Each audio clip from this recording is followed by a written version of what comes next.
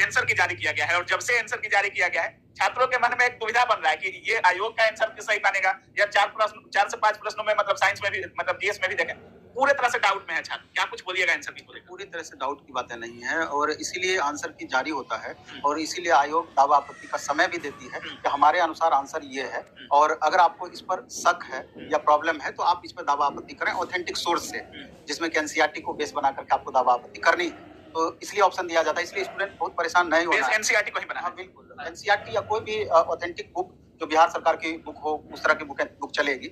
अब मेरा कहना यह है कि परेशान क्यों होना, अगर आपको जैसे अभी आप देखेंगे 4 से 5 प्रश्न जीएस का है 1 to 5 में, जिसमें प्रॉब्लम लग रहा है, जिस पर कंफ्यूजन बढ़ रहा है। एक क्वेश्चन रीजनिंग का है जिसमें कंफ्यूजन बढ़ रहा है और 2 क्वेश्चन लैंग्वेज में भी है। तो कुल मिलाकर देखें तो लगभग 7-8 क्वेश्चन हो जाता है कंफ्यूजन वाला ओवरऑल लैंग्वेज को मिला करके।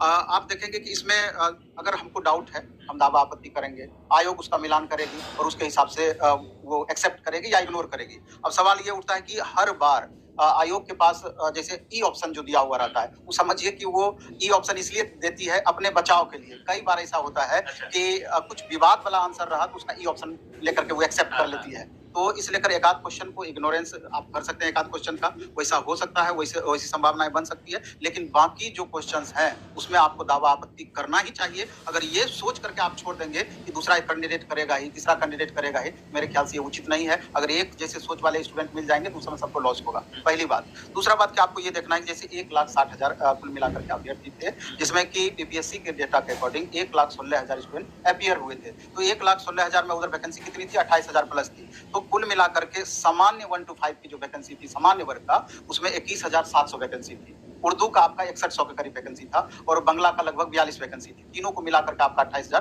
प्लस हो रहा था। तो कुल मिलाकर देखा जाए तो 1,04,000 कैंडिडेट के अप्रॉक्स आपका इधर सामान्य में था, जो कि 31,777 सीट के लिए दावेदारी अपनी ठोकेंगे। हालांकि देखा जाए तो 5 पर 1 वाली बात है कंपटीशन लेवल। अभी जो वर्तमान में देखा जा रहा है कि हर जितने भी कैंडिडेट हैं मैक्सिमम का 2 नंबर से लेके 5-6 नंबर तक कम हो रहा है। तो स्वाभाविक रूप से ओवरऑल अगर इस तरह का अब बातें रही सुधार की, अगर सुधार करती है तो ठीक है, नहीं तो 1-2 मार्क्स का फर्क ओवरऑल पड़ सकता है। मान लीजिए कि हमको डाउट है इस क्वेश्चन में, तो अगर हम उस पर डाउट क्लेम करेंगे और अगर वो सुधार होता है तो क्या सिर्फ हमें को फायदा होगा या जितने छात्र हैं सभी को फायदा? फायदा तो ओवरऑल सबको होगा इसमें।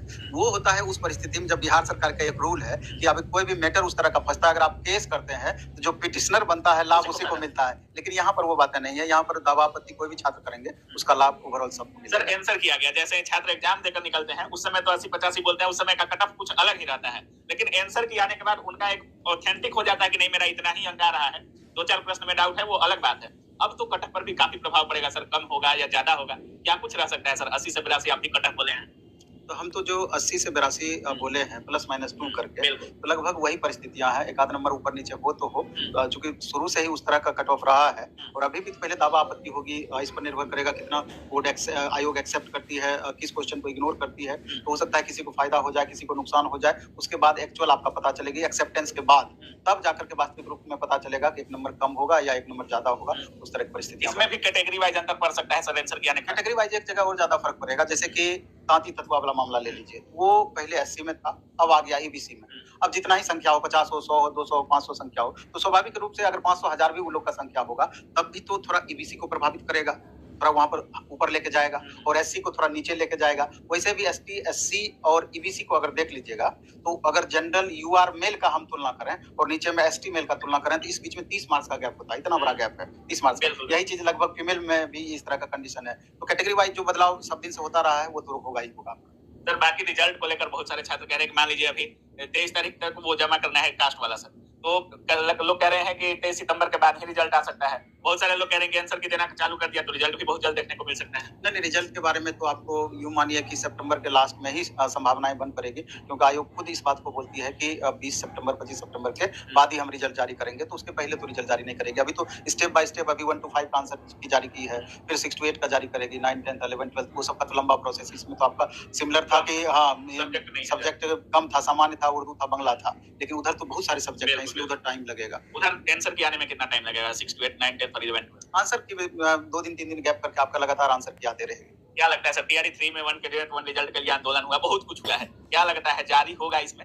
ऐसा आप समझिए कि अगर वेरिफिकेशन प्रोसेस में बदलाव संभव हो पाती है, जो कि सामान्य प्रक्रिया है, सरकार को करना ही चाहिए। वन कैंडिडेट वन रिजल्ट, ये तो पॉलिटिकल इशू बिल्कुल, है, बिल्कुल। ये तो हम लोग माइंड मेकअप किए हैं, विरोध तो हम लगातार करेंगे, लगातार आवाजें बुलंद करेंगे। लेकिन सरकार को चूंकि इससे 15-20 हजार सीट का फायदा होना है, फायदा होने का ये मतलब है कि आंकड़ा 15 से 20 हजार सीट का अगली वैकेंसी में बढ़ पाएगी सरकार का, इसलिए कि मैं भी इसको नहीं भी माने, क्योंकि ये तो अंदाजा होता ही है। बिल्कुल। लेकिन वेरिफिकेशन प्रोसेस में बदलाव को लेकर के जिस हिसाब से लगातार सरकार पर प्रेशर बन रही है, सरकार इसके बारे में, शिक्षा मंत्री जी भी बोले कि इसके बारे में हम गंभीरतापूर्वक सोच रहे हैं, डोमिसाइल को लेकर गंभीरतापूर्वक सोच रहे हैं। तो अगर ये सब खास करके अगर वेरिफिकेशन प्रोसेस में बदलाव भी संभव हो पाता है, तो यहाँ पर भी कम से कम 10,000 प्लस बच्चों को इससे राहत मिल पाएगा। सर एक चीज और सुनने में आ रहा है कि डोमिसाइल को लेकर के बिहार के छात्र बिहार बंद करने वाले हैं और उसका समय डेट भी निर्धारित कर दिया है। इसके बारे में क्या कुछ बोलिएगा? नहीं, ये तो बहुत ज्यादा हमको जानकारी नहीं है, लेकिन छात्रों का वाजिब मांग है, चूंकि इधर विधानसभा में भी लगातार इस बात को लेकर हंगामा होता रहा है। सरकार भी आश्वासन दी है कि जो भी